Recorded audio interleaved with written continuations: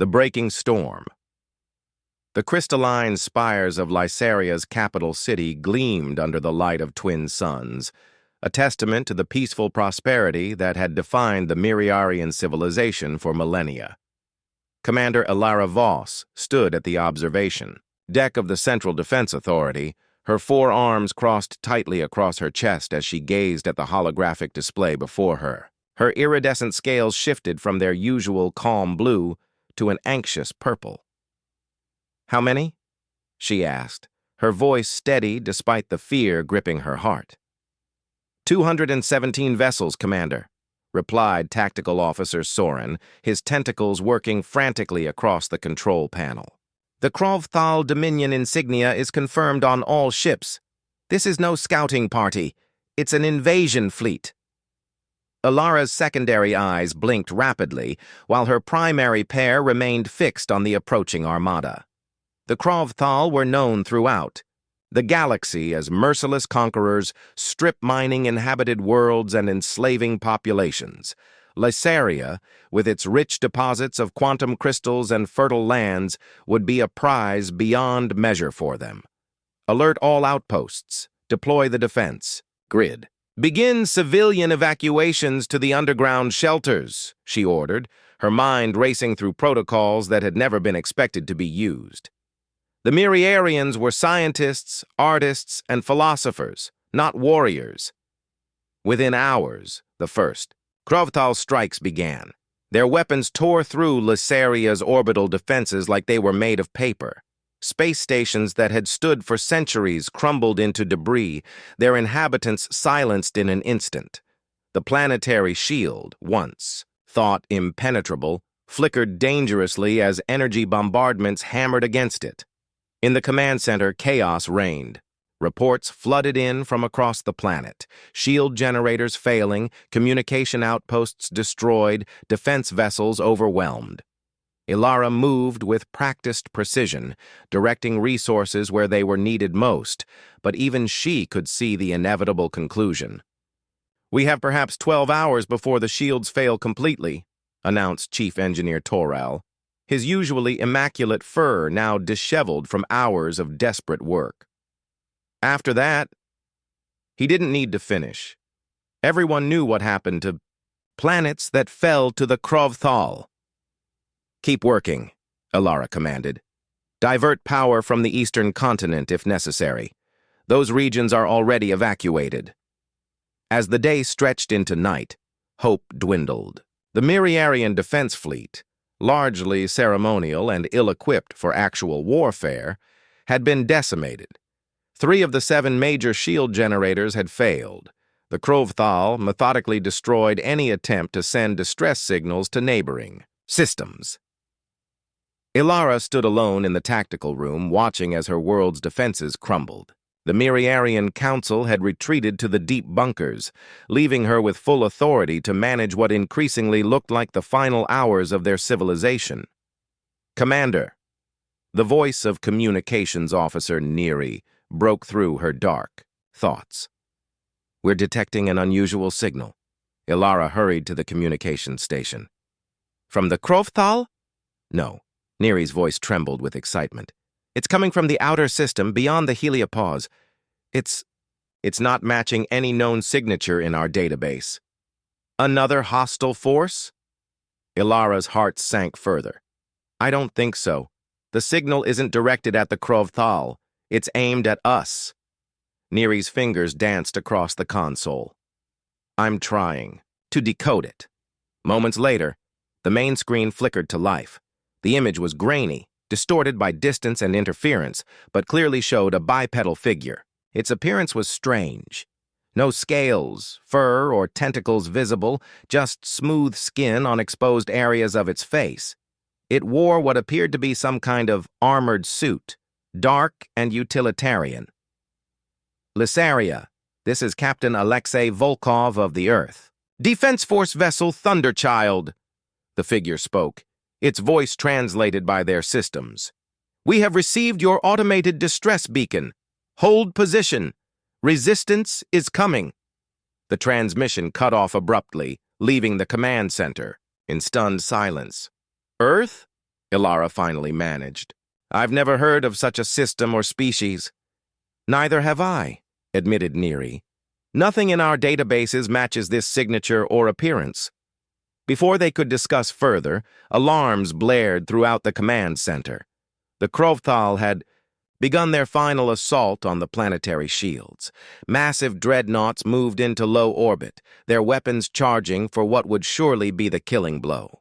"All remaining defense vessels, intercept those dreadnoughts," Ilara ordered, knowing it was futile. The few ships they had left would be annihilated, but they might buy precious minutes for more civilians to reach the shelters. As she watched, the brave pilots fly to their doom. A strange calm settled over her. They had done everything possible. If this was to be the end of Lysaria, they would meet it with dignity. Then something unexpected happened. The space behind the Krovthal fleet suddenly distorted, as if the very fabric of reality was being torn apart. A massive rupture in space appeared, not the typical signature of faster-than-light travel, but something different, more controlled, yet somehow more violent. "What is that?" gasped Soren, his instruments going haywire. From the rupture emerged vessels, dozens, then hundreds of them. They were sleek, dark, and moved with a precision that seemed impossible for their size. At their head was an enormous ship, easily matching the Krovthal flagship in dimensions, but with a design unlike anything Ilara had ever seen. The newcomers didn't broadcast warnings or demands. They simply attacked. Energy weapons of frightening power lashed out from the lead vessel, cutting through a Krovthal dreadnought as if it were made of cloth. Smaller craft swarmed like insects, weaving through enemy formations with maneuvers that defied conventional physics. "It's them," whispered Neri. "The signal. It must be these humans." The Krovthal, momentarily stunned by the unexpected arrival, quickly reorganized their forces to face this new threat. But the human vessels moved with uncanny coordination, as if each captain could predict what the others would do without communication. "They're opening a channel," Neri announced. The same figure from before appeared on screen, now clearly visible.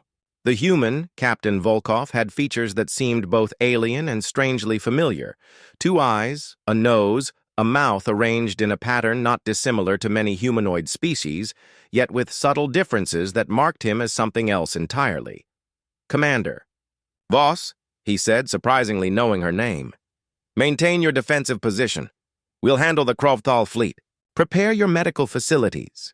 We'll be sending ground forces shortly to secure key locations against potential infiltration." Who are you?" Ilara managed to ask, still struggling to comprehend the sudden shift in their fortunes. A slight smile crossed the human's face. "We're your neighbors from a few spiral arms over. Let's just say we have experience with bullies." The transmission ended, and Ilara turned her attention back to the battle unfolding above her world. The human ships fought with a ferocity that matched the Krovthal, but there was something different about their approach. Where the Krovthal relied on brute force and overwhelming numbers, the humans fought with precision and strategy. They targeted propulsion systems, weapons platforms, and communication arrays, systematically dismantling the Krovthal's ability to fight rather than simply destroying ships. "Commander," Soren called out, his voice shaking. "You need to see this." Ilara moved to his station and looked at the sensor readings. Objects were descending through the atmosphere, hundreds of them, too small to be ships but too large to be missiles. "They're headed for the surface," Soren said. "Projected landing zones include our major cities and the shield generator facilities." Ilara's scales paled. Had they been betrayed? Was this just another invader taking advantage of their vulnerability? "We're receiving another transmission," Neri interrupted. "From one of the descending objects." A new human face appeared on screen, this one wearing a helmet with a transparent faceplate. Behind them, other similarly equipped humans could be seen, secured in what appeared to be a drop pod of some kind. "This is Lieutenant Commander Maya Chen, Earth Defense Force Marines," the human announced. My team is inbound to your location, Commander Voss. We're here to help defend your command center. ETA 3 minutes. Please instruct your security forces not to fire upon us. As the transmission ended, Alara made her decision. Whether these humans were saviors or simply a different kind of conqueror, they were currently fighting the Krovthal and offering assistance. In their desperate situation, hope came in strange forms. Alert security, she ordered. The humans are to be granted access. But maintain combat readiness. We don't know them yet. Minutes later, the building shook as something heavy landed on the roof. Security feeds showed armored figures emerging from a steaming metal pod. They moved with disciplined precision, securing the area before approaching the entrance. When the doors to the command center slid open, Ilara found herself face to face with the first humans to ever set foot on Lysaria. Their armor was formidable yet surprisingly elegant, black with highlights in different colors that seemed to indicate specialization or rank. Each carried weapons that hummed with contained energy. The leader removed her helmet, revealing the face from the transmission. Lieutenant Commander Chen's eyes scanned the room quickly before settling on Ilara. "Commander Voss," she said, extending a hand in what Ilara would later learn was a traditional human greeting. "Earth stands with Lysaria. The Krovthal's advance stops here." As Ilara tentatively extended her primary right hand to touch the humans, she couldn't help but wonder what force of nature they had just allied themselves with. Above them, the battle for Lysaria's skies raged on, but for the first time since the Krovthal appeared, Ilara felt something she had thought lost forever. Hope. Thunder and steel. The first 24 hours after the humans' arrival passed in a blur of controlled chaos. Lieutenant Commander Chen and her squad had transformed the Miriarian Command Center into a fortified operation base with an efficiency that bordered on the supernatural.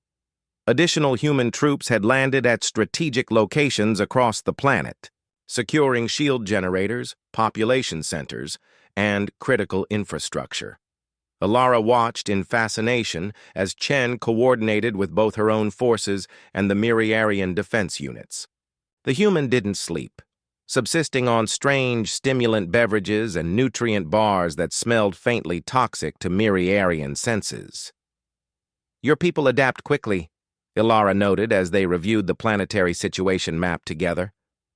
"You've integrated with our communication systems, defense protocols, even our environmental controls." Chen smiled, a gesture Ilara was gradually learning to read. "Adaptation is humanity's greatest strength, Commander. We've had practice." A series of alerts flashed across the holographic display. In orbit, the battle had reached a critical phase. The Krovthal, initially shocked by the human assault, had regrouped and were now pressing their numerical advantage. Despite the incredible effectiveness of the human vessels, they were outnumbered nearly 2-1. "Captain Volkov is implementing Phase 2, Chen announced, studying the tactical feeds. "You might want to warn your people, Commander. Things are about to get loud." Before Ilara could ask what that meant, the sky above Lysaria's capital erupted with blinding light. The Thunder Child and 3 other massive human vessels had positioned themselves in a tetrahedral formation around the planet. Energy surged between them, forming a web of crackling power that expanded outward. "What are they doing?" Ilara asked, her scales shifting to an alarmed orange. "Gravity lance deployment?" Chen replied calmly. "Don't worry.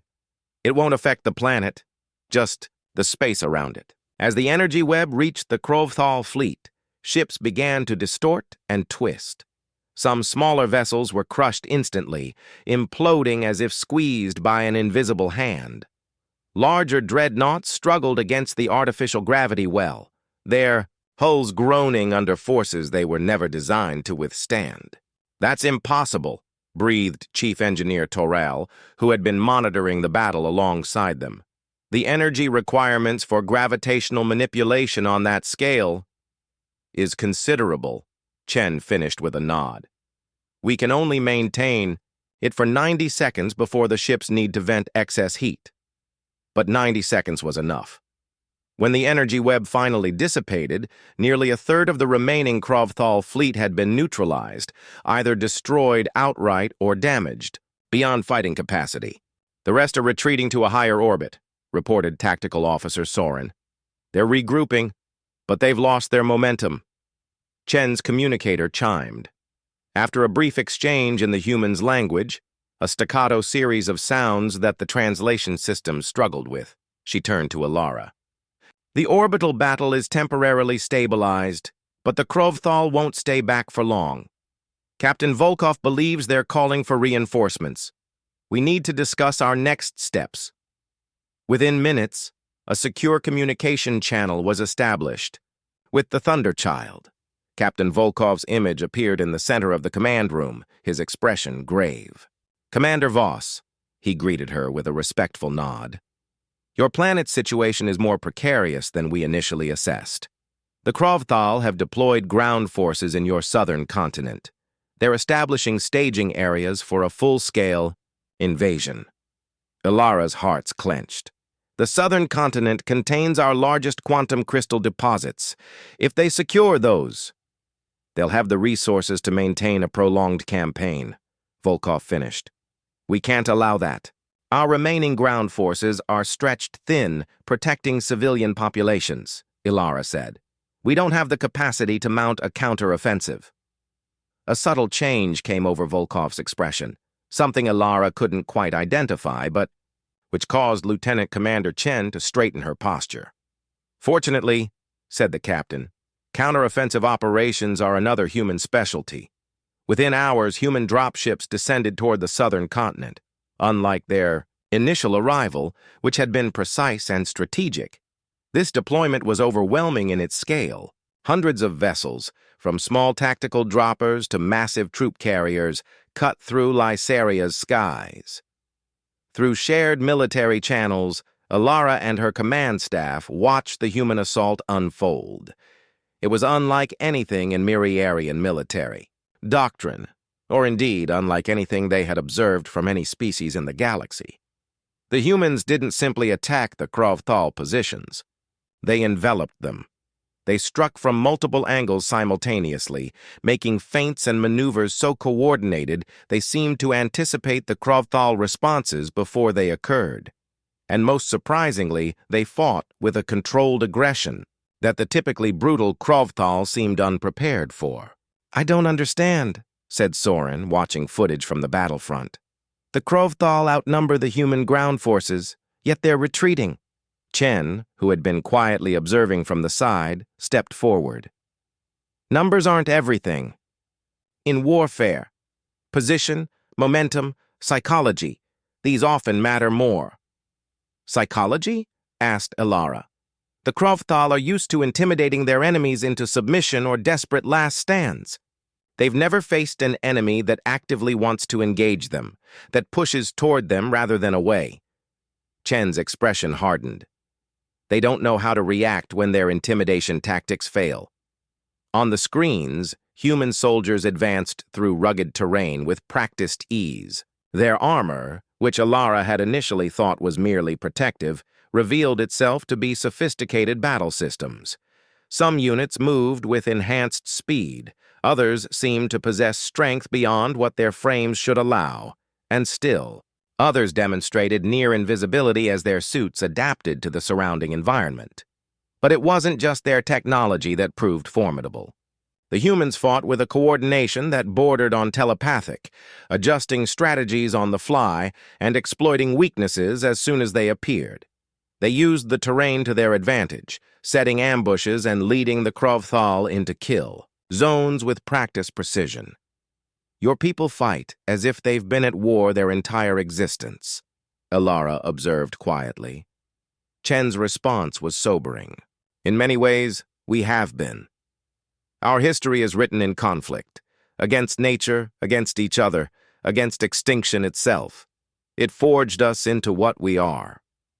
By nightfall, the human forces had reclaimed nearly 70% of the territory the Krovthal had occupied. The quantum crystal mines were secured, and the enemy had been pushed back to isolated pockets of resistance. As the immediate crisis subsided, Alara found a moment to step away from the command center. She stood on a balcony overlooking the capital city, where lights had begun to return as civilians emerged from shelters. The sky above still flickered with distant battles, but the immediate threat had receded. She heard footsteps behind her, lighter than Amiriarians, distinctive in their rhythm. Captain Volkov had descended from the Thunderchild to coordinate directly with ground operations. "Your world is beautiful," he said, joining her at the balcony. "The architecture, the integration with natural formations, it speaks of a people who value harmony." "We've worked to build that harmony for thousands of years," Ilara replied. "In a single day, the Krovthal nearly destroyed it all." Volkov nodded, his gaze fixed on the horizon. "That's how tyranny works. It takes centuries to build something worthwhile, and only moments to shatter it." A question that had been burning in Ilara's mind since the humans' arrival finally found voice. "Why did you come? We've never had contact with your species before. Our distress signals shouldn't have even reached your territory." The captain was silent for a long moment. "Humanity has been observing the galaxy for longer than anyone realizes. We've been cautious about making our presence widely known." "Because you feared how others would react to you?" A humorless smile crossed his face. "Because we feared how we would react to others. Our history is complicated, Commander Voss. We've learned hard lessons about contact between different cultures." Before Ilara could press further, alarms blared throughout the command center. They rushed back inside to find the tactical displays lit up with new threats. "Krovthal reinforcements," Soren announced, his tentacles working frantically across the controls. A second fleet, larger than the first. Ilara's scales paled to a ghostly white. "How many?" "Over 400 vessels. They've launched from the nearby Selenar system, arrival estimated in 6 hours. Captain Volkov's expression remained impassive, but Ilara noticed his posture shift subtly, shoulders squaring, jaw setting into a firm line. "So they've committed their reserves," he said evenly. "Good." "Good." Ilara couldn't hide her disbelief. "Captain, your fleet fought admirably against their first force, but this is exactly what we wanted," Volkov finished. He tapped his communicator. "Execute perimeter protocol. All ships, battle formation Lambda." Chen, who had been monitoring communications, looked up with a sharp intensity. "Sir, Lambda formation requires the rest of the fleet." "The rest?" Ilara echoed, confused. Volkov turned to her, and for the first time since they'd met, she saw something that might have been amusement in his eyes. "Commander Voss, did you really think we came all this way with just one battle group?" As if in answer to his rhetorical question, space rippled around Lasaria once more. But unlike the controlled tears that had heralded the Thunderchild's arrival, these were massive, systematic breaches in reality itself, dozens of them forming a perfect sphere around the planet. From each rupture emerged not a single ship, but entire formations. Vessels of all sizes, from nimble fighters to behemoths that dwarfed even the Krovthal dreadnoughts, moved into position with mathematical precision. "By the eternal light," whispered Toral. "How many ships do you have?" "Enough," Volkov said, simply. "The Krovthal thought they were springing a trap on us. In reality, they've walked right into ours." As the human armada assembled in Lasaria's skies, Ilara began to understand that the battle they had witnessed so far had been merely a prelude. The real demonstration of human military capability was about to begin, and somewhere in the depths of space, the approaching Krovthal reinforcements had no idea what awaited them. Beyond the stars, the Krovthal reinforcement fleet emerged from faster-than-light travel with weapons charged and fighters deployed, a standard aggressive posture for a species that had dominated through fear and overwhelming force for centuries. Their formation spread across space like a predatory net, designed to envelope and crush any resistance. They found instead a geometric constellation of human warships arranged in concentric spheres around Lysaria. The formation wasn't just tactical, it was mathematical, almost artistic in its precision. In the Miriarian Command Center, Ilara and her staff watched with a mixture of awe and trepidation as the two forces faced each other across the void. The human officers present displayed none of their tension, only a focused readiness that seemed more appropriate for a training exercise than a potentially civilization-ending battle. "Shouldn't you open communications?" Ilara asked Captain Volkov, who stood calmly reviewing tactical displays. "Demand their surrender or at least warn them?" Volkov shook his head slightly. "The Krovthal don't respond to warnings or demands. They understand only demonstrations of power." As if to punctuate his statement, the human fleet began to move, not toward the enemy, as Ilara expected, but in relation to each other. Ships realigned with balletic coordination, creating new geometric patterns that somehow maintained their defensive coverage while optimizing offensive capability. "What are they doing?" Soren asked, his sensor readings fluctuating wildly. Lieutenant Commander Chen, who had been quietly coordinating with the fleet, answered, "Harmonic battle formation. Each vessel creates a specific energy signature that, when properly aligned with others, can be amplified across the entire fleet." Before anyone could ask further questions, the human ships fired as one. Not random salvos or individual attacks, but a synchronized discharge that created a cascading wave of energy. The effect was devastating. Krovthal shields failed not in sequence but simultaneously, as if the protective barriers themselves had forgotten how to exist. In the initial volley, nearly a quarter of the enemy fleet was disabled or destroyed.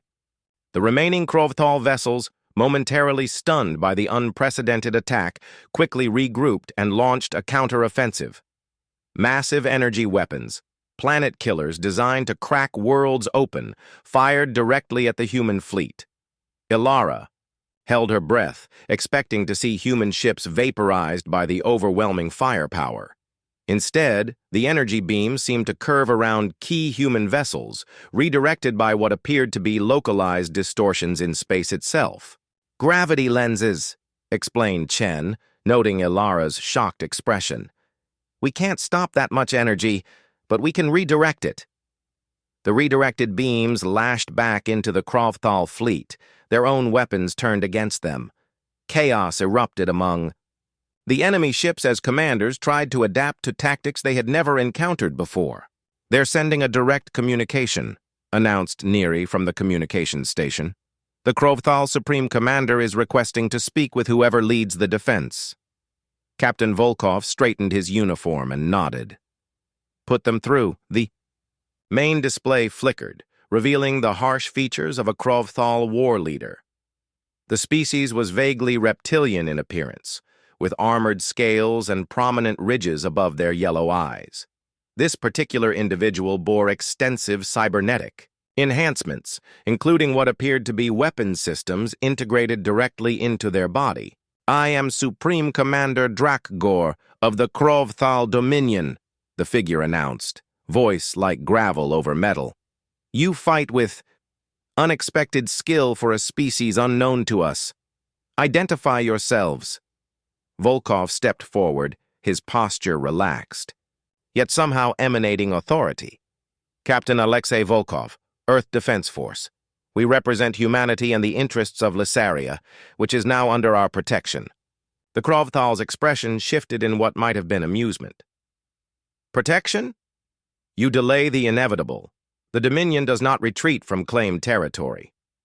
"Funny," Volkov replied with a coolness that surprised Ilara. "Neither do we." Drakgor's cybernetic eye whirred as it focused. "Perhaps we have misjudged the situation. The Dominion is not unreasonable. We could discuss terms. A division of Lysaria's resources, perhaps." "There will be no terms," Volkov stated flatly. You will withdraw your forces from this system immediately. You will provide reparations for the damage you've caused. And you will acknowledge Lysaria's independence and Earth's protection of its sovereignty. Harsh, grating sounds emerged from Drakgor. Laughter, Alara realized. You dictate terms as, if you've already won. One successful engagement doesn't. It's not a negotiation, Volkov interrupted. It's a courtesy notification. You have 15 minutes to begin withdrawal before we resume hostilities. The Krovthal commander's amusement vanished. You dare threaten the might of the Dominion? We have conquered 300 systems. Our empire spans half the galactic arm. Who are you to command us? Something changed in Volkov's demeanor, a subtle shift that nonetheless made Alara instinctively step back. His voice remained calm, but there was an edge to it now, like a blade thinly veiled by silk. We are humanity. We evolved on a world that tried to kill us every day. We survived predators, plagues, and each other. We fought wars that would make your conquests look like children's games. We split the atom, harnessed the power of stars, and bent space to our will. And now we've decided to be neighbors. He leaned slightly forward. 15 minutes, Commander Drakgor. Choose wisely. The transmission cut off, leaving the command center in tense silence. Alara found herself staring at Volkov, seeing him, and by extension all humans, in a new light. Will they withdraw? She finally asked. Chen answered before Volkov could. No. The Krovthal never retreat, especially not when challenged directly. Their entire cultural identity is built around dominance. Then why offer them the chance? Volkov turned to her, his expression softening slightly. Because choices matter, Commander Voss. What separates us from creatures like the Krovthal isn't our capability for violence. It's our capacity for restraint. We always offer a choice, even when we know it won't be taken.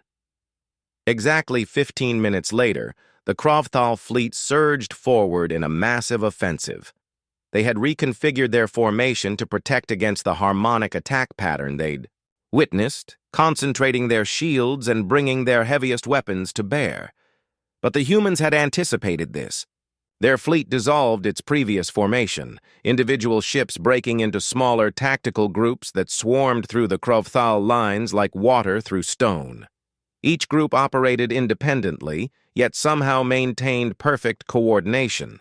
With the whole, tactical swarming, Chen explained as they watched the battle unfold. Each captain has autonomy to react to local conditions, but our ship AIs synchronize overall strategy. The battle above Lysaria became something beyond conventional warfare. It was more akin to a complex dance or a mathematical equation being solved in real time. The humans didn't just fight the Krovthal, they systematically dismantled their ability to fight back, targeting command ships, communication nodes, and power distribution networks with surgical precision. Within 2 hours, what had been the pride of the Krovthal Dominion was reduced to scattered resistance. Supreme Commander Drakgor's flagship, a massive dreadnought that had overseen the conquest of dozens of worlds, drifted powerless as human boarding parties secured its command center. The remaining Krovthal vessels are standing down, reported Soren, disbelief evident in his voice. They're surrendering. Secure all prisoners according to Protocol 7, Volkov ordered his fleet. Prepare medical assistance for their wounded. Alara looked at him in surprise. You're treating their injured after what they've done? That's precisely why we do it, Chen answered for her captain. How we treat our enemies defines us more than how we treat our friends. As the battle concluded and recovery operations began, Alara found herself in a quiet conference room with Captain Volkov, Lieutenant Commander Chen, and several other high-ranking human officers. The Miriarian Council representatives joined them, still shaken from their time in the shelters, but eager to meet their saviors. The debt we owe humanity cannot be measured, said Council Elder Varem. her age-paled scales trembling with emotion. "You saved not just our lives, but our entire civilization." Volkov nodded respectfully. "No debt exists between friends, Elder. We came because it was the right thing to do." "But how did you even know we were in danger?" asked another council member. "Our distress signals couldn't possibly have reached your territory in time." The human officers exchanged glances before Volkov spoke. "Humanity has been more aware of galactic affairs than most realize. We've maintained observation posts in various systems for decades, monitoring potential threats and identifying possible allies." "You were watching us?" Ilara couldn't keep the surprise from her voice. "Observing," Chen corrected gently. "Learning. We wanted to understand the galactic community before making our presence widely known." "Why reveal yourselves now?" Elder Varim asked. Volkov's expression grew solemn. "The Krovthal Dominion has been expanding unchecked for too long. Their pattern of conquest and resource exploitation threatens the stability of this entire sector.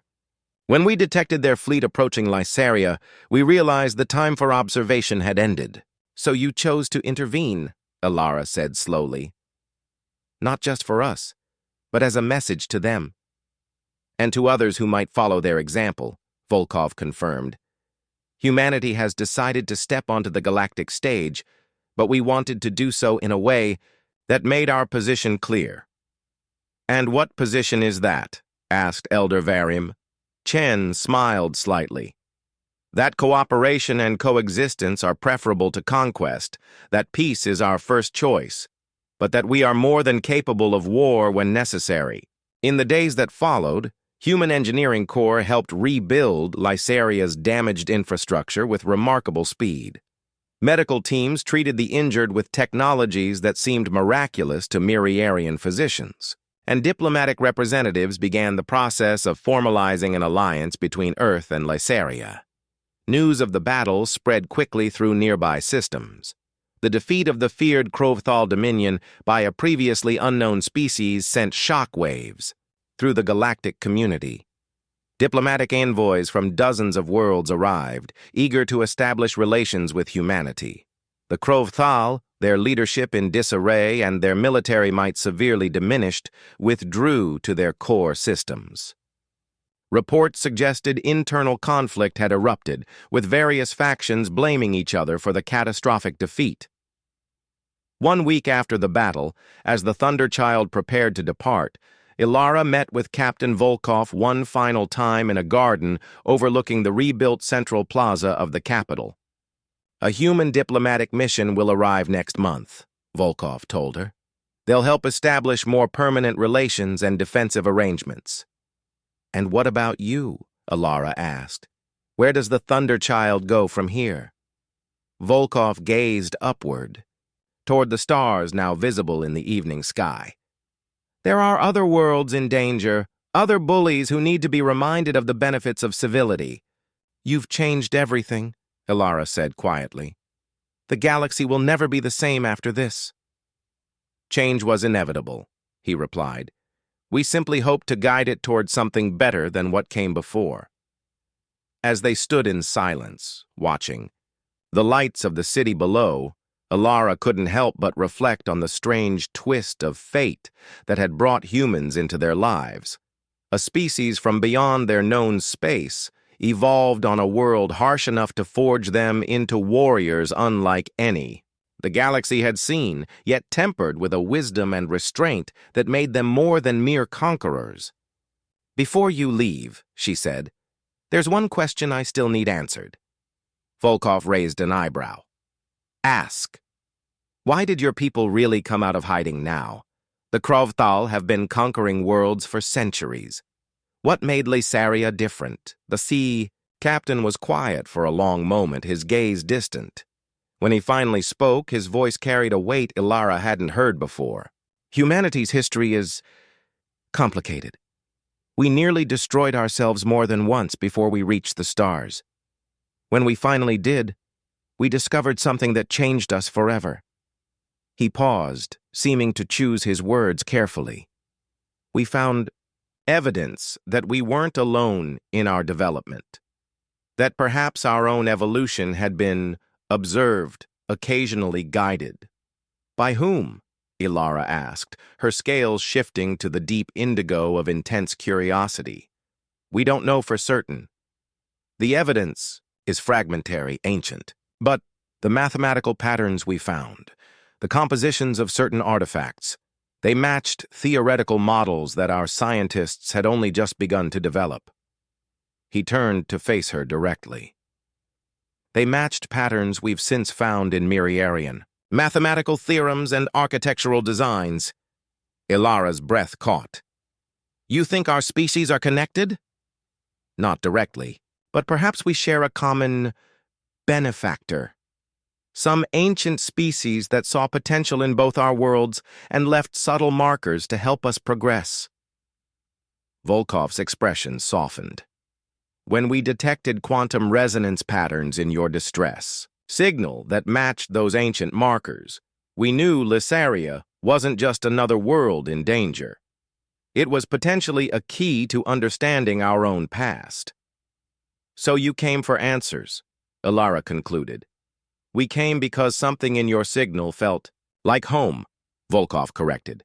The answers are secondary to that connection. As the captain departed for his ship, Ilara remained in the garden, contemplating the new universe that had opened before her people. The Krovthal had intended to end Miriarian civilization. Instead, they had inadvertently connected it to something far greater. Above her, the first stars of evening emerged, no longer distant and unknowable, but filled with new possibility.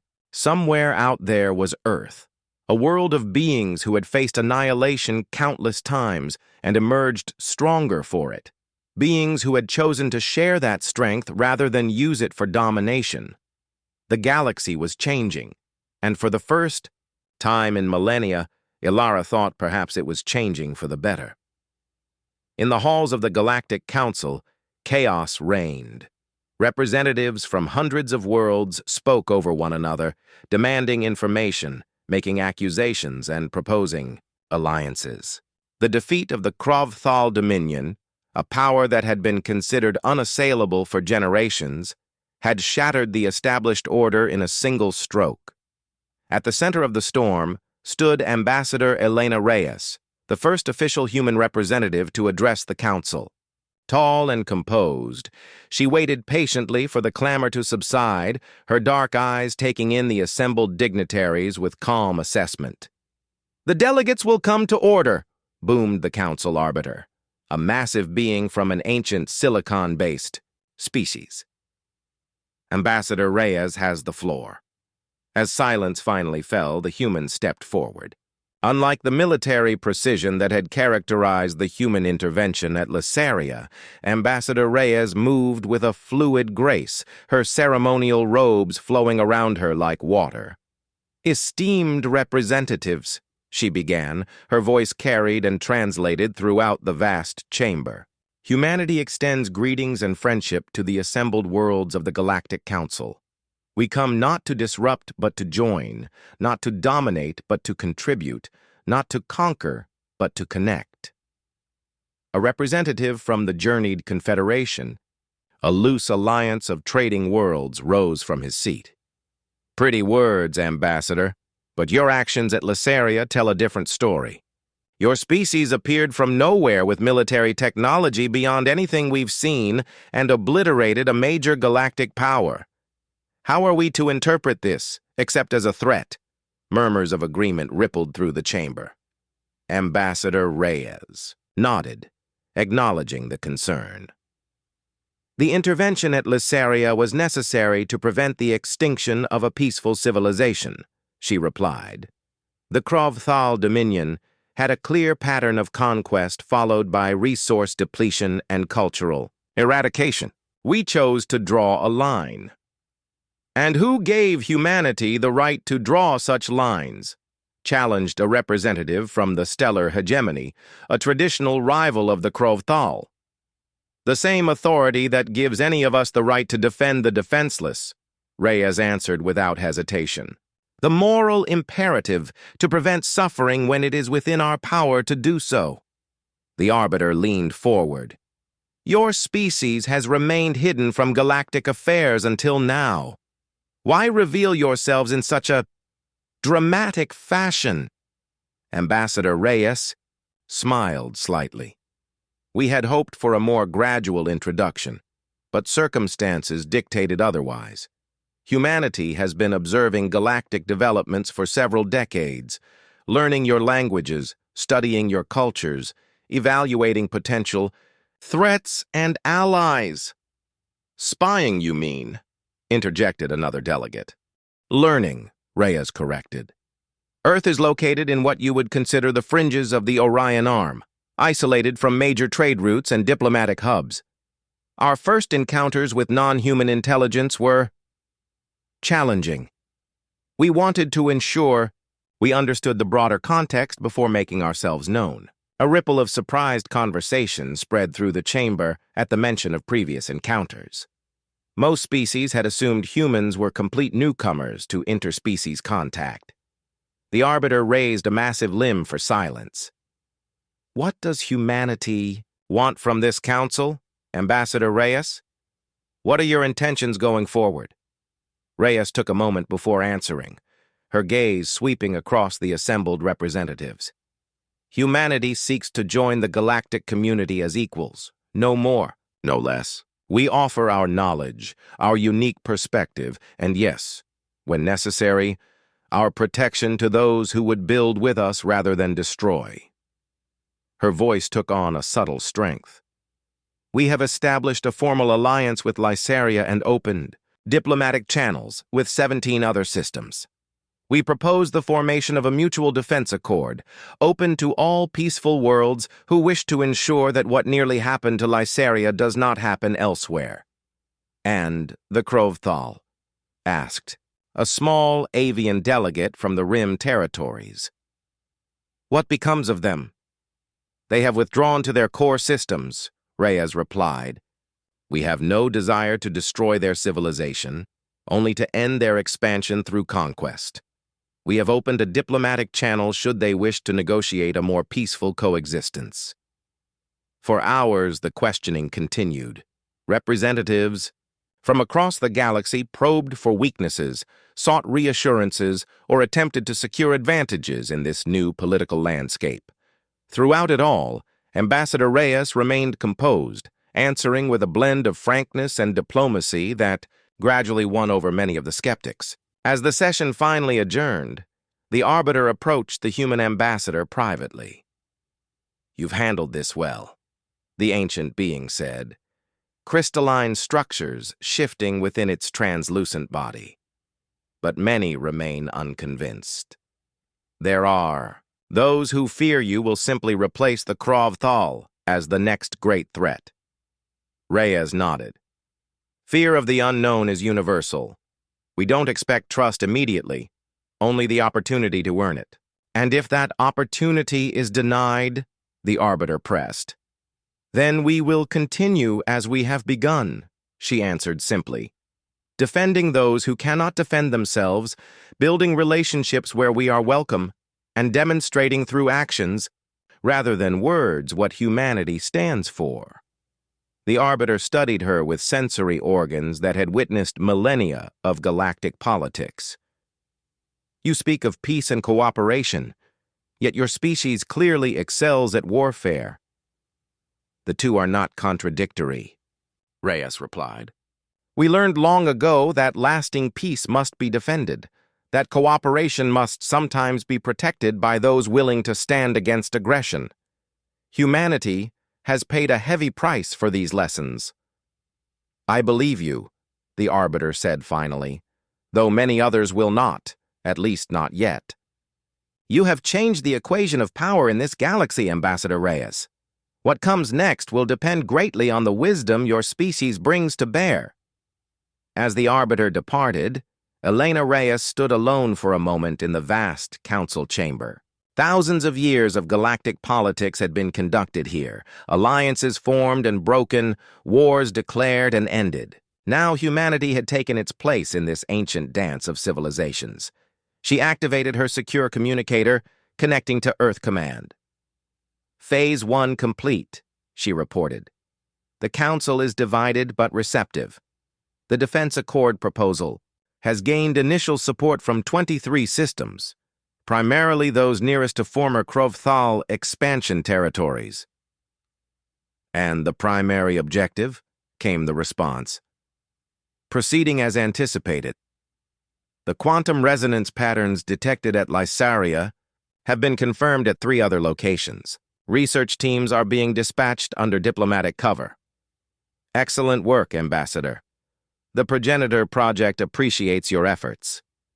As she ended the communication, Reyes gazed out at the spectacular view of the Council World's capital. Billions of beings from thousands of species lived their lives below, unaware that the greatest mystery in human history, the potential discovery of an ancient species that might have influenced Earth's development, was now one step closer to being solved. Humanity had stepped onto the galactic stage, not just as defenders or diplomats, but as seekers. Whatever they would find in the mathematical patterns left across the stars, one thing was certain. The universe would never be the same. 6 months. After the Battle of Lysaria, Commander Alara Voss stood on the observation deck of the newly commissioned EDF Concordance, a joint Miriarian human vessel that represented the first tangible outcome of the alliance between their worlds.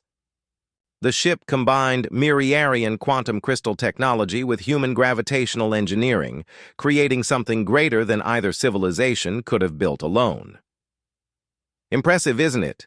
said Lieutenant Commander Chen, now assigned as the human liaison officer to the Miriarian Defense Force. First of her class, but definitely not the last. Alara nodded, her scales shifting to a proud azure.